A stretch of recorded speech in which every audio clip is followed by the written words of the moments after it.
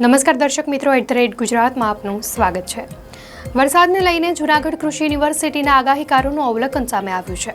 આ વખતે ગુજરાતમાં 100%થી વધારે વરસાદ થવાની આગાહી કરાઈ છે। જૂનાગઢ કૃષિ યુનિવર્સિટી ખાતે 31મા વર્ષા વિજ્ઞાન પરિસંવાદમાં રાજ્યભરમાંથી 50થી પણ વધારે આગાહીકારો એકત્ર થયા હતા।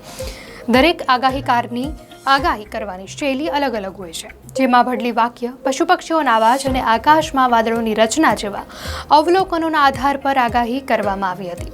મોટાભાગના આગાહીકારોના મતે આ વર્ષે ચોમાસું સારું રહેશે, 100%થી વધારે વરસાદ વરસશે અને ખેડૂતોને પણ મોટો ફાયદો થશે। આ વર્ષે 16 ઇંચ જેવો વરસાદ થશે તેવી આગાહી કરાઈ છે।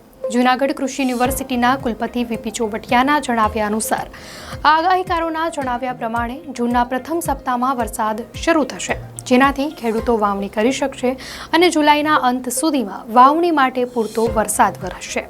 આ વર્ષે ચોમાસું લાંબુ ચાલવાનું છે અને 2 વાવાઝોડાની સંભાવના પણ વ્યક્ત કરાઈ છે।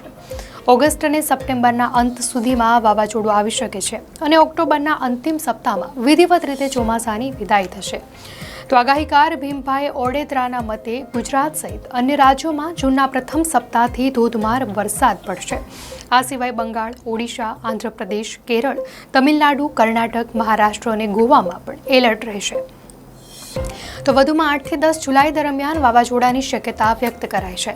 આમ રાજ્યભરના આગાહીકારોએ કરેલી આગાહીઓ ખેડૂતો માટે ફાયદાકારક સાબિત થશે। વધુમાં આગાહીકારોએ કપાસ, મગફળી અને સોયાબીન જેવા પાકો માટે પણ માર્ગદર્શન આપ્યું છે।